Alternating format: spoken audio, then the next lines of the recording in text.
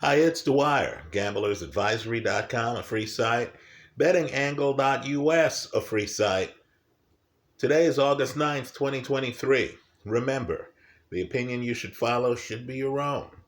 Just consider this video to be a second opinion from a complete stranger online. Now, if you're a little older, you will always remember the news that Buster Douglas, a greater than 30-1 underdog, had defeated Mike Tyson.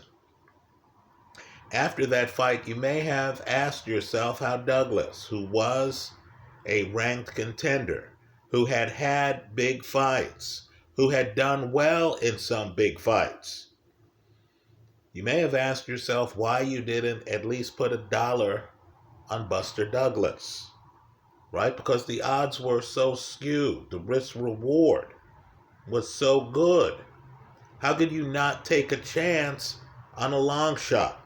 Because, of course, in boxing, long shots hit, right? Within the last few months, we've had Sebastian Fundora knocked off, right? Upsets happen. Well, you have a chance to grab an underdog here who happens to be one of the hardest punchers in the heavyweight division. I'm not talking about Anthony Joshua, folks. I'm talking about his opponent, Robert Helenius. Understand, this is a guy who twice stopped Konatsky. Twice. This is a guy who went the distance with Dillian Whyte. This is a guy who sparred extensively with Deontay Wilder. By the way, that Wilder fight where he gets knocked out in the first round, that's the fight before his recent fight. What I want you to do is to look at the film of the fight. There's Helenius against a guy with arguably the best punch in the heavyweight division. And it's Helenius on his front foot backing Wilder into a corner, where Wilder from the corner stops Helenius. So this is a real opponent. Sometimes the public gets caught up in the hype. They're caught up in the hype on this fight. When's the last time you saw Anthony Joshua look like Anthony Joshua? Was that his last fight that went the distance against Jermaine Franklin? Was that in the two fights that he had against Usyk? Folks, it's been a while since Anthony Joshua has inspired fear. Right? Let's remember that Jermaine Franklin fight. Franklin's not on his back foot hiding from Joshua. Franklin is there in the pocket. He's allowing a pocket to be created so he could trade with Anthony Joshua. He wasn't running from Joshua. Now we have this fight. And understand, Helenius does not have to be perfect. He doesn't have to fight the perfect fight. He could be outboxed in this match. All he has to do is turn over one right hand on a guy who was knocked down by Vladimir Klitschko, then was knocked down multiple times by Andy Ruiz. Think about the pressure on Joshua, too. I know everyone's looking tough in these pressers and stuff like that, but think about the pressure on Joshua. You have British fighters, right? Dillian Whyte, Carl Froch, being asked questions about their countrymen on whether or not he still wants to fight, whether he's still dedicated to the sport. That was after Joshua's last fight, right? Google the comments of Tyson Fury, Dillian Whyte, Carl Froch, right? They were all asked. In other words, the press wants to know whether Joshua is still committed to the sport. So the pressure's on Joshua to do something. Right? Think about the added pressure too. Joshua, if he wins this fight, is going to face Deontay Wilder. We all know Wilder just knocked out Helenius in the first round. Joshua needs to prove to us that not only is he committed to the sport, but that he's as good as Wilder. That he can deliver the kind of performance that Wilder has against this opponent. Now, before the Jermaine Franklin fight, Joshua said that if the fight went the distance, he would be disappointed in himself. Well, here he is against Helenius. I'm just telling you, folks, Helenius is not going to be running. He has a much heavier punch than Jermaine Franklin. He's going to be in the ring looking for Joshua like he was looking for Deontay Wilder 2 fights ago. Right? This is a tough guy. When he beat Konatsky, that was a Konatsky crowd. Right? So, somehow the geniuses at the sports book, and I really don't mean to blame them. What they're trying to do is to level the book and collect the vig. So they're really reading the market. But understand, the market they're reading seems to feel that this fight's a foregone conclusion. Understand, folks, when a fighter is a 9-1 favorite, 9-1, they're telling you that he wins 9 times every time the other guy wins once. 9-1 odds give the opponent a 10% chance of winning. Let me repeat that, a 10% chance of winning. Believe it or not, the Helenius side of the play, you're actually getting something like a plus 950 right now. In a fight where I believe someone is going to get a knockout. In other words, to me, the best bet in this fight is that the fight doesn't go the distance. Right? Joshua really needs a performance here. He needs to land big punches. Right? He doesn't want people to remember Deontay Wilder's first round knockout and then remember that he let this guy go the distance. Right, folks, understand. Andy Ruiz went the distance against Joshua in the rematch. We're several fights in now to guys going the distance against Anthony Joshua. So let's talk about the odds. The prop, and I know it sounds long, the prop that this fight does not go the distance, and I'm just going to look at the bets I've made, is a minus 477, right? That's big. It's a minus 477. But what I want people to realize, believe it or not, why the bet's doable, is you're getting better than a plus 900 on Helenius, one of the hardest punchers in the heavyweight division. A guy, by the way, with a resume. Right? He's fought people like Derek Chisora. He's not going to be blinded by the lights here. This was a decorated amateur. So, just understand, the bet I got on Helenius is a plus 972. You can work out the minus 477, that the fight doesn't go the distance, by using it as a hedge to cover home run plays. Let's talk about the home run plays that I've taken. Helenius, plus 972. Folks, that's absurd. This is a credible heavyweight opponent. Again, he's fought and gone the distance with White. He fought and went the distance with Derek Chisora, beat Chisora. Right? He fought Deontay Wilder. He fought Konatsky twice. Konatsky was unbeaten before the first fight. Helenius wins both of those fights by stoppage. Konatsky, much less bashful than Anthony Joshua. Much more in your face. Much higher volume. Just look at the punch stat numbers. Much higher volume than Anthony Joshua.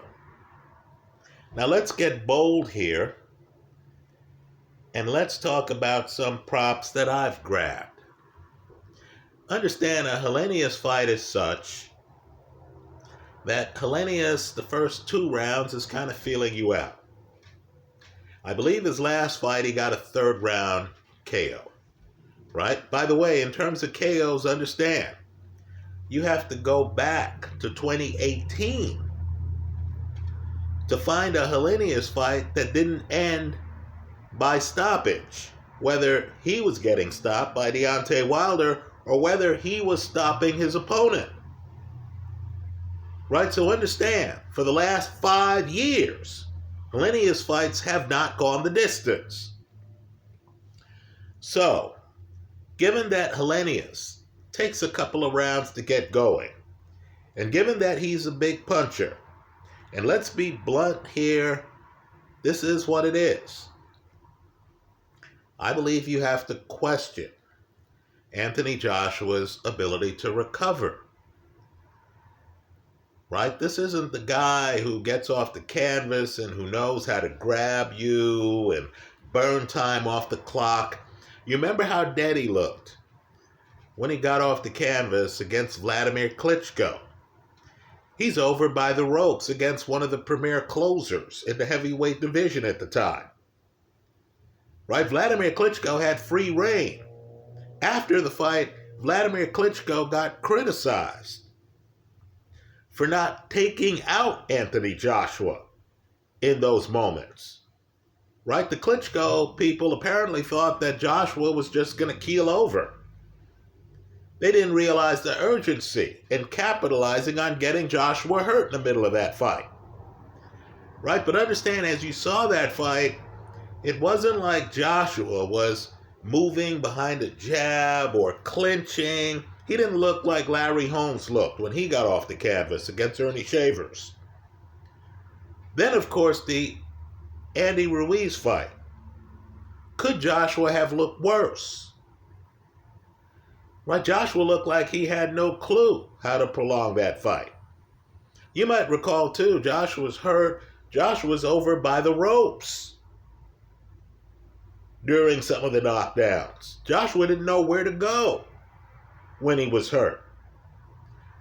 So understand, we're here questioning whether Joshua is fully committed to continuing his career. Here he is against a closer who hasn't been forced to go the distance for the last 5 years. You and I know that if Joshua gets hit hard in the 3rd or 4th rounds, this fight's not making it to the 10th. So, while I expect Joshua to win the fight by stoppage, here are the bets I've thrown out there. I've already mentioned the fight doesn't go the distance, minus 477. I have Helenius to win, plus 972. Right, folks? Anytime the casino is giving a real heavyweight, particularly someone who's one of the hardest punchers in the division, less than a 10% chance of winning the fight, that bet makes itself. You have to take the casino up on that. Plus 972. Now here's where we swing for the fences. Helenius by KO. Plus 1480. Folks, they're giving you almost 15 to 1. Helenius, rounds 1 to 3. And I admit, Helenius takes a couple of rounds to get going. Plus 6,540. Right? It's a plus 6,540. Helenius, rounds 4 to 6. That's a plus 50-10. Better than 50-1 odds. Right? You should not be getting such odds in heavyweight fights involving two contenders. Right? And of course, Helenius round 7-9. That's 54-1. That's a 5,400. Right? So, I admit, Joshua likely wins by KO. Just like before the Mike Tyson-Buster Douglas fight. I'm sure the popular feeling was that Mike Tyson likely wins by KO. But understand, Joshua is not fighting an amateur. Joshua is fighting a guy who went the distance with Dillian Whyte, who beat Derek Chisora, who beat Konatsky twice by stoppage, whose idea of fighting Deontay Wilder was to back up Wilder. Right, this is a brave soul. This is the cagey vet. This is the guy in his mid to late 30s who only has to be right once against Joshua. So the minus 477 is simply to cover my bets on the Helenius side of the play. If Joshua gets a KO, okay, great. I break even. I live for another day. If Joshua looks like Mike Tyson did against Buster Douglas and isn't ready, right? Joshua has never gotten a knockout while with Derek James. James is a great trainer. But just understand the history just isn't there between the two guys. This is a relatively new relationship. Joshua needs to sell the fans on the fact that he's ready for Deontay Wilder. If you're fighting an opponent who Wilder just knocked out in the first round, you have to seriously hurt that opponent for that comparison to be reasonable. So I'm using the opportunity to take the fight doesn't go the distance prop as a hedge. And I'm speculating on Robert Helenius. This is his moment. After he lost to Deontay Wilder, I'm sure he thought, well, I'm old. There were a lot of other guys in the heavyweight division, right? Joe Joyce, Zhili Zhang, just to name two of them, Philippe Bergovic, who I believe is the heir apparent, right? And he had to realize, too, at the very top, there's unsettled business, right? Fury, Usyk, how many times are they going to fight each other? How long is that going to deny others an opportunity? And, of course, there's Daniel Dubois, who's about to fight Usyk. So I'm sure Helenius thought, okay, well, my time's run out after losing to Wilder. Now they've tapped him on the shoulder. He just got a knockout. He just had a long camp. He's sharp. He looked sharp in his fight. Now they've tapped him on the shoulder and said, hey, do you want to fight Anthony Joshua? And he realizes, wow, if I beat Joshua, then I'm back in the middle. Right? If he beats Joshua, think about it. There's the possibility of a rematch with Joshua. There's the possibility of him fighting Wilder, who he sparred with, who he went after when the guys fought each other. And of course, there's the hope that if he beats Joshua and Wilder, then he's the person who would be there for the winner of Fury Usyk. But I need for folks to understand the risk involved. This is the adult part of the internet. If you make these bets, and if this fight goes the distance, and if Helenius isn't the winner, right? I got a plus 972 on Helenius. If it goes the distance and Helenius wins, great. But if it goes the distance and Anthony Joshua, who's fighting in his backyard, who is a box office king, who the fans believe in to the point where a fighter like Robert Helenius is going off at a plus 972. If Anthony Joshua wins this fight by decision, you lose it all. That's the risk I'm taking. Let me hear from you. I think this fight is badly mispriced. Right? Joshua's a lot of things. He's not defensively blessed, folks. Right? I recall Joshua getting hit with some very good shots from not just Andy Ruiz, not just Usyk, but people like Alexander Povetkin. Right? Punchers like Helenius aren't there to win every round. They just need a round where they land flush on you. Then the world changes. This is how I'm playing it. Let me know how you're playing it in the comment section of this YouTube video. Thanks for stopping by.